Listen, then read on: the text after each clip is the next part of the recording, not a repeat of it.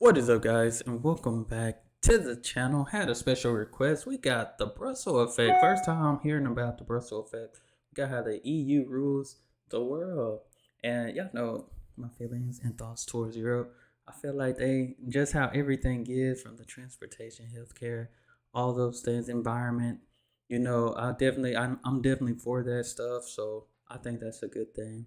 We finna check this out. Y'all hit that subscribe button. Send down those recommendations. These days, the EU is often portrayed as a declining power, Huh? full of stuffy but ineffective bureaucrats, with neither the economic might of China nor the military might of the US. There is, however, one sense in which the EU is a true superpower. It's a regulatory superpower. The EU is unique in its ability to unilaterally transform global markets, be it through its ability to set the standards in competition policy, food safety, or the protection of data privacy. EU regulations affect the food we eat, the products we produce and consume, and even the air we breathe. So in today's video, we'll be looking at how the EU rules the world through regulation, otherwise known as the Brussels effect.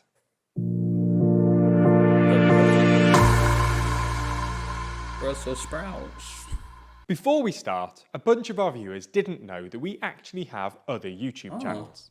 You can find much more news from us if you head over to TLDR UK, US and global. I'm gonna have to check some of these out. Yeah, about the stock market, Britain's economy, Europe's forces. Oh man, what's the deal with Apple? I'm gonna have to check that one out. Subscribe to the channels you're interested in, or just all of them, to get the most from TLDR and stay in the loop. They're linked below. So first things first, let's explain the term the Brussels effect. It was first coined in 2012 by Professor Anu Bradford of Columbia Law School. The premise is that because the EU has one of the largest and wealthiest consumer markets in the world, many international companies consequently want to do business with the EU single market and its member states. These companies conclude that it's in their interest to adopt EU regulations because they want to avoid the cost of complying with multiple different regulatory regimes in different places. EU rules are often seen as the gold standard. All the EU needs to do is regulate the single market. It's then the global companies and their market incentives that end up transplanting these EU regulations across the world. Nice. Professor Bradford's research concludes that EU regulations influence the everyday lives of individuals around the world in 4 key areas. Number 1, market competition. Number 2, the digital economy. Number 3, consumer health. And number 4, the environment. Okay, at least 2 of there that I mentioned earlier. Pretty much about health, environment and stuff. I think the digital, that's gonna be very interesting to hear about when it comes to the digital economy. Then the market. I mean, when it comes to market competition and stuff like that, I know when it comes to selling things like import exports and stuff like that, I know here in the States, growing up, like we always said everything made from China, which, most things were and that everything come from there. But as I got older, I had to realize that it's more of everything coming from like pretty much anywhere, everywhere. And you start hearing where things actually started from and come from. You might be wondering, what does this actually mean in real terms? Well, let's run through them one by one, starting with market competition. EU competition law was enacted in 1957 as part of the EU's founding treaties. Article 101 of the Treaties of the Functioning of the European Union expressly prohibits anti-competitive agreements between firms. Such prohibited agreements include, for example, price-fixing cartels between competing firms or distribution agreements where suppliers dictate the prices for their distributors. Article 102 of the TFEU prohibits the abuse of a dominant position. Let's take the example of Google, which was fined 3 times in the space of 3 years by the EU. In 2017, the EU Commission fined the company $2.3 Ooh. billion after concluding that the company manipulated its search results to favour its own comparison shopping service to the detriment of its rivals. Wow. Cause I definitely use Google to find certain things, but huh, I never thought about that. I never thought that would be a problem right there. That's interesting. That's interesting, especially to hear that Google got fined. Because there's plenty of search engine. We know Google's like that main search engine, but I think Yahoo has a search engine. I know Bing, like other search engine, but we know Google is like the main source when it's like, let me see what I can find. YouTube second, YouTube second. In 2018, the European Commission fined Google $5 billion Oh, for breaching EU antitrust rules. gosh. Google designed a system whereby traffic on Android devices went straight to the Google search engine. What? I mean, isn't that kind of aligned with the same? Like, I feel like Google and Android, or at least Microsoft. Well, no, Android is more Microsoft. I was about to say, like, I felt like those companies kind of go intertwine and work together. Like, The Commission's third case against Google was for $1.7 dang, billion in that's a lot. 2019 due to the company's AdSense online Ooh, advertising program. Google abused its market dominance by preventing its rivals from placing their search adverts on certain wow, websites. In the end, Google had to face the fines and comply with EU competition law. The EU is an important man, Google. market for many multinational companies, and they cannot afford to forego selling their products and services to the large number of relatively wealthy EU consumers. In addition to shaping the global marketplace through the extraterritorial enforcement of its own competition law, the EU has been remarkably successful in expanding its regulatory regime abroad. Today, over 130 jurisdictions have a domestic competition law, making competition law one of the most widespread forms of economic regulation around the world. A Nice. great majority of them have been drafted to closely resemble EU competition law. So that's how the EU influenced market competition around the world. Moving on to number 2, the digital economy. In the EU, privacy is considered a Yeah. fundamental right. The 2009 Lisbon Treaty elevated data protection as a fundamental right guaranteed by EU institutions. GDPR calls for lawfulness, fairness, and transparency in processing data. It also limits the quantity and purpose for which data can be collected, and requires that all the entities, whether private companies or government agencies collecting and processing data, ensure the integrity, security, and accuracy of the data. Data can further be stored only for a limited period.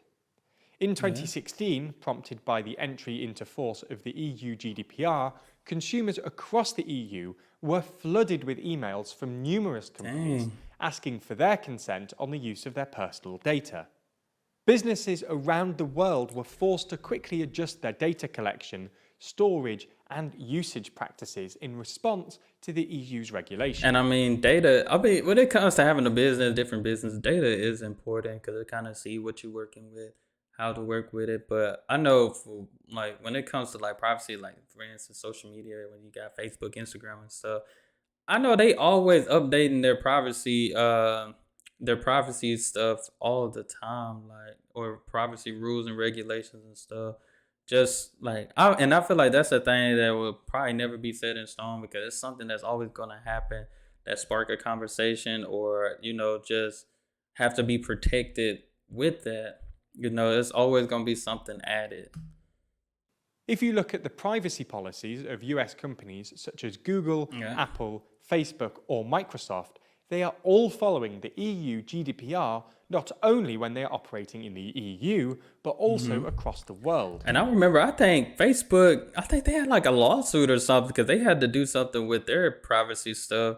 Because I remember seeing the owner of Facebook like in court and stuff. So I know that was an issue within itself with Facebook because of the privacy and people information and stuff getting leaked out, and because I mean, we all know, if you ever been there, like those hackers, man, they get your password and some people will try to fool you into like giving you their try to make you give you their password and stuff. They change all your information, all this stuff. Like, so you do have to be careful.